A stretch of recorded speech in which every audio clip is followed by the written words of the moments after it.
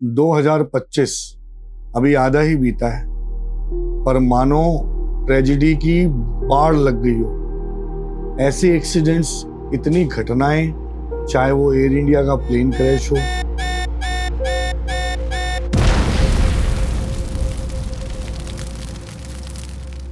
चाहे भूकंप का आना हो, चाहे पुल का गिर जाना हो या आग का लग जाना, वो भी इतना जल्दी जल्दी और अचानक से। हर कुछ हफ्तों में सुनने में आ रही है एक बड़ी घटना। इस साल में मंगल का बहुत स्ट्रॉन्ग इन्फ्लुएंस है और ये सारी घटनाएं उसी की वजह से हो रही हैं। आइए जानते हैं इसे और डिटेल में कि ये कैसे और क्यों हो रहा है। तो सबसे पहले नजर डालते हैं कुछ ऐसे शॉकिंग इंसिडेंट्स पर जो अभी तक आधे ही साल में घट चुके हैं और जिनका बहुत बड़ा प्रभाव और एक बहुत बड़ा लॉस हम लोगों को झेलने को मिला है। शुरुआत करते हैं 17 मार्च के कोची के एयरप्लेन क्रैश से। टेक ऑफ करते करते अचानक से प्लेन रनवे पे फिसल गया और क्रैश हो गया। जी हाँ, मंगल की वजह से मैकेनिकल फेलियर्स की घटनाएं होना एक आम बात है।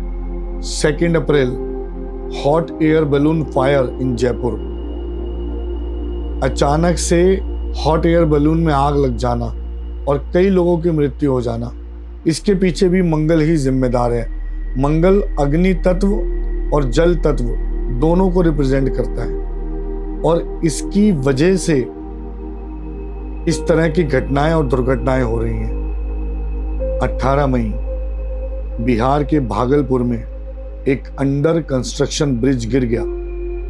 मंगल की दृष्टि भूमि पर और इंजीनियरिंग स्ट्रक्चर्स पर भी असर डालती है। 9 जून, हावड़ा ब्रिज का हादसा, कोलकाता। ट्रैफिक के टाइम पर अचानक से पुल का गिर जाना शनि और मंगल की एक साथ दृष्टि की वजह से हुआ है।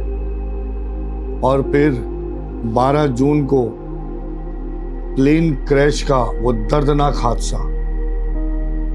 मैं पूरी जिम्मेदारी से इस बात को कह सकता हूं कि हम में से एक भी देशवासी इस दर्दनाक हादसे को ना भूल पाएगा कभी और ना ही एक्सेप्ट करने की पोजीशन में। एक संवेदनशील मुद्दा जिस पर आप और हम कितनी भी बात करें, हमारे अंदर की आत्मा उन सैकड़ों लोगों की एक साथ दर्दनाक मृत्यु पर अंदर से रो रही है। कितनों ने अपने कितनों को खो दिया। कैसे हुआ? सिर्फ लापरवाही तो अकेली इतनी बड़ी जिम्मेदार नहीं हो सकती। जी हाँ, जैसा कि मैंने वीडियो के शुरू में आपको बताया, ये साल है मंगल के प्रभाव का। एक ऐसा ग्रह जो पूर्णतः अग्नि तत्व का है, उसका प्रभाव, उसकी दृष्टि आगजनी, आग लगना, चीजों का जल जाना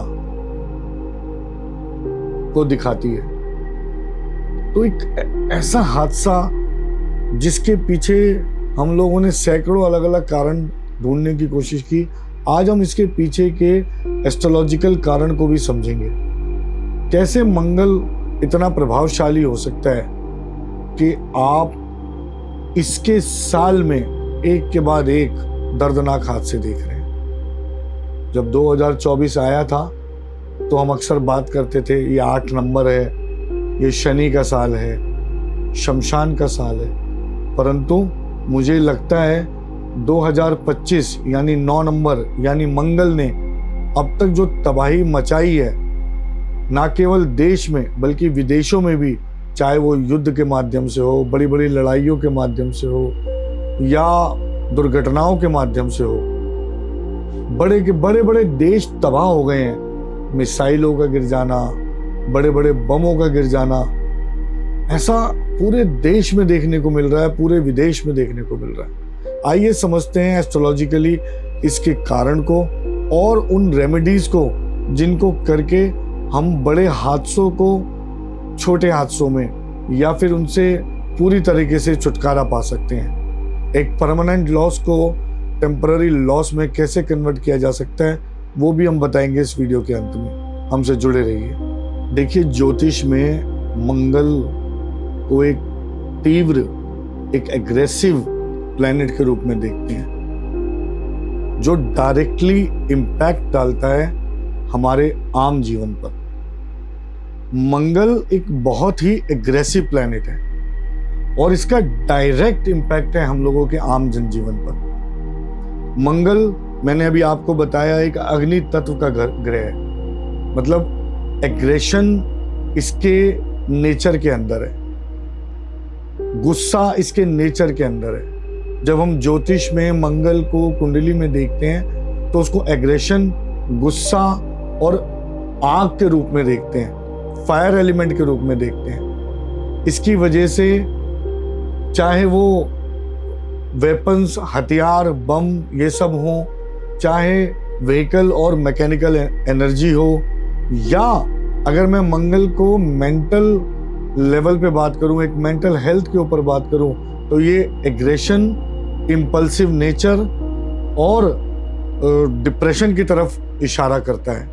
मंगल को एक पावरफुल प्लैनेट भी कहा जाता है। ये डिसीजन मेकिंग का मास्टर भी है।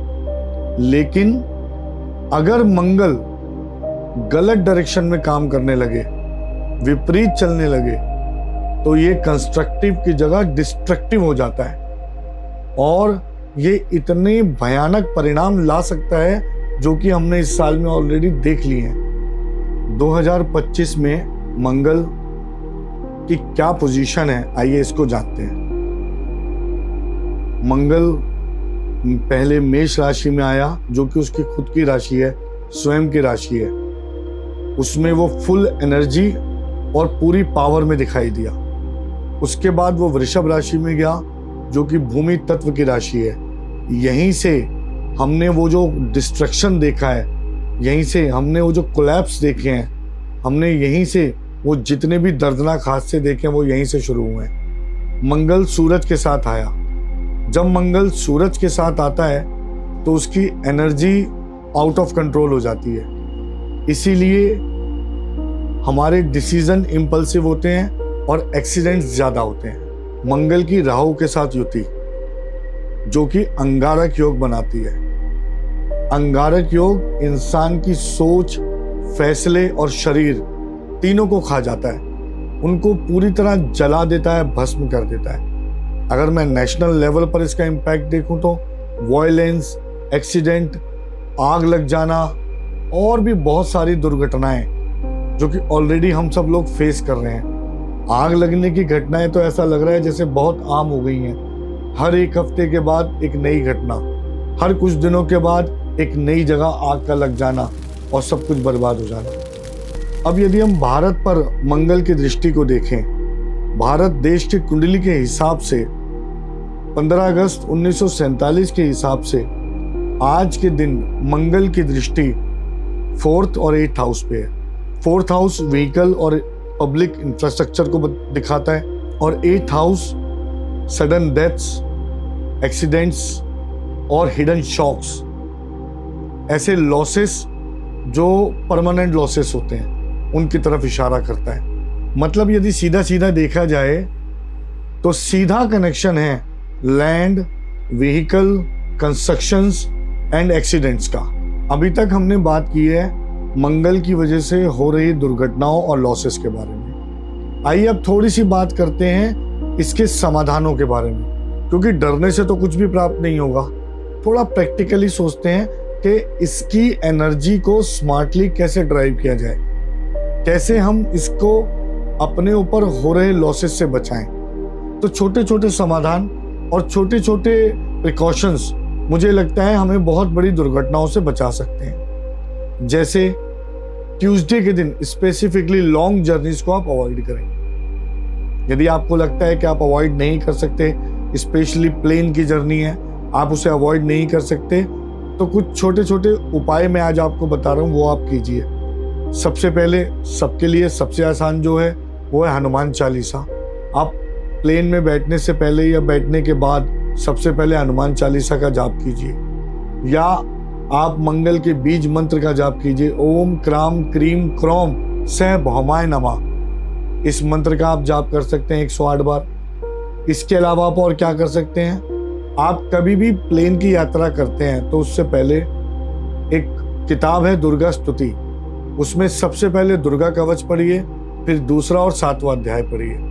अगर आपको लगता है यात्रा करना बहुत इंपॉर्टेंट है तो कम से कम ये चेक कर लें कि राहु काल का समय तो नहीं है आपकी यात्रा के समय। और यदि आपको डे टू डे लाइफ में मंगल के प्रकोपों से बचना है तो वो छोटे छोटे उपाय आप क्या कर सकते हैं, आप लाल मसूर का दान कीजिए, आप गुड़ का दान कीजिए, आप तांबे का दान कीजिए, हर मंगलवार को हनुमान जी के दर्शन करें। और यदि आप लाल मूंगा पहनने के बारे में सोच रहे हैं तो कृपया अपनी कुंडली को दिखाकर पहने, क्योंकि यदि इसका इम्पैक्ट आपकी कुंडली में उल्टा आ रहा है तो इसके पहनने के दुष्परिणाम भी आ सकते हैं।